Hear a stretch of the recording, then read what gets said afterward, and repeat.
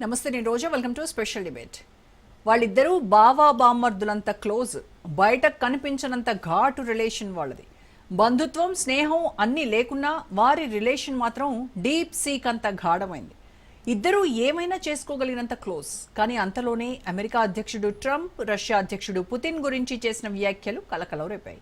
Putin, నీతో మాట్లాడడానికి నాకు టైం లేదు బ్రదర్ అంటూ కుండబద్దలు కొట్టేశాడు ట్రంప్.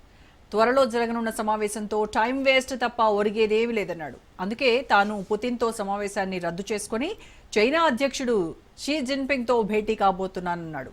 దీంతో యుద్ధాన్ని ఆపేందుకు అమెరికా అధ్యక్షుడు డొనాల్డ్ ట్రంప్ చేస్తున్న ప్రయత్నాలు కొత్త మలుపు తీసుకున్నాయి. రష్యా అధ్యక్షుడు వ్లాదిమిర్ పుతిన్తో జరగాల్సిన కీలక సమావేశాన్ని ట్రంప్ రద్దు చేసుకోవడం కొత్త చర్చకు కారణమవుతున్నాయి. వృధాగా పుతిన్తో సమావేశం కావాలనుకోవడం లేదని ట్రంప్ తేల్చి చెప్పాడు. యుక్రెయిన్ రష్యా యుద్ధానికి పరిష్కారం కనుగొనే దిశగా పుతిన్తో చర్చించాలని ట్రంప్ భావించినప్పటికీ దౌత్యపరంగా ఎలాంటి పురోగతి కనబడకపోవడంతో ఈ నిర్ణయం తీసుకున్నట్టు తెలుస్తోంది. దౌత్యం పేరుతో పుతిన్ టైంపాస్ చేస్తున్నారని యూరోపియన్ దేశాలు ఆరోపిస్తుండగా ట్రంప్ ఈసారి మరింత జాగ్రత్తగా వ్యవహరించాడు. ట్రంప్ ఆగస్టులో అలస్కాలో పుతిన్ను చివరిసారిగా కలిశాడు.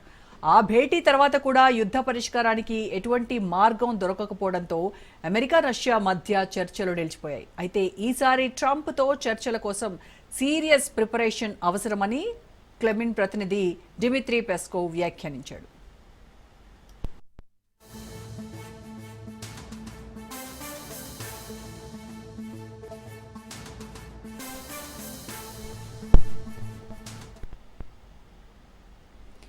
ఓవైపు పుతిన్ సమావేశాన్ని రద్దు చేసుకున్న ట్రంప్ ఆసియా పర్యటనను ప్రకటించారు. మలేషియా, దక్షిణ కొరియా, జపాన్లకు వెళ్లే ఈ పర్యటనలో చైనా అధ్యక్షుడు జిన్పింగ్తో ప్రత్యేక సమావేశమవుతున్నాడు. జిన్పింగ్తో తాను ప్రత్యేక చర్చలు నిర్వహించబోతున్నానన్నాడు. రష్యా యుక్రెయిన్ యుద్ధం, ఇంధనం, చమురు అంశాలను చర్చిస్తానన్నాడు. యుద్ధాన్ని ఎలా ముగించాలనే అంశం విషయంలో చైనాకు క్లారిటీ ఉండొచ్చని ట్రంప్ అభిప్రాయపడ్డాడు. షీ జిన్పింగ్ రష్యా అధ్యక్షుడిపై పెద్ద ప్రభావం చూపగలడు అన్నాడు. చైనా అధ్యక్షుడు ప్రపంచంలోనే గౌరవనీయుడని, శక్తివంతమైన నాయకుడని, ఆయన ప్రభావంతో శాంతి సాధ్యమవుతుందని తాను నమ్ముతున్నానంటూ ఒక్కసారిగా షీ జిన్పింగ్ని ఆకాశానికి ఎత్తాడు. నిన్నటి వరకు చైనాపై ఆంక్షలు అలా ఇలా వేస్తానంటూ సొల్లు మాటలు చెప్పిన ట్రంప్ తాజాగా ఆయన్ను ఇంద్రుడు, చంద్రుడు అని పొగడతలతో ముంచెత్తుతున్నాడు.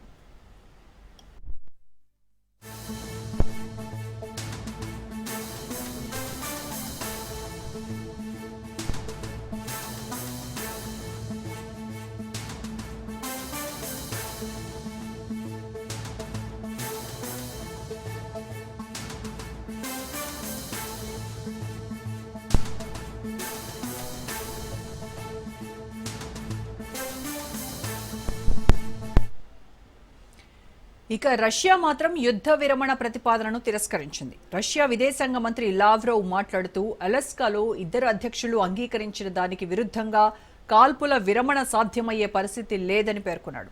రష్యా యుక్రెయిన్లో 5వ వంతు భూభాగాన్ని ఆక్రమించుండగా యుక్రెయిన్ అధికారులు దేశాన్ని విభజించడం అన్నది తమకు అస్సలు ఆమోదయోగ్యం కాదని తేల్చి చెబుతున్నారు. చర్చల పేరుతో పుతిన్కు తమను దెబ్బకొట్టాలని చూస్తున్నాడని యుక్రెయిన్ అధ్యక్షుడు జెలెన్స్కీ విమర్శిస్తున్నాడు. శాంతి పేరుతో యుక్రెయిన్ భూమిని రష్యాకు దారాదత్తం చేయడం తమకు ఆమోదయోగ్యం కాదని బ్రిటన్, ఫ్రాన్స్, జర్మనీ వంటి దేశాలు ప్రకటించాయి. ఈ నేపథ్యంలో దక్షిణ కొరియాలో జరగనున్న ఎపెక్ శిఖరాగ్ర సమావేశం కీలకంగా మారింది. అక్టోబర్ 30 నుండి నవంబర్ 1 వరకు జియాంగ్జూలో జరగనున్న ఈ సమ్మిట్లో ట్రంప్, జిన్పింగ్ భేటీకి ప్రాధాన్యత సంతరించుకుంది.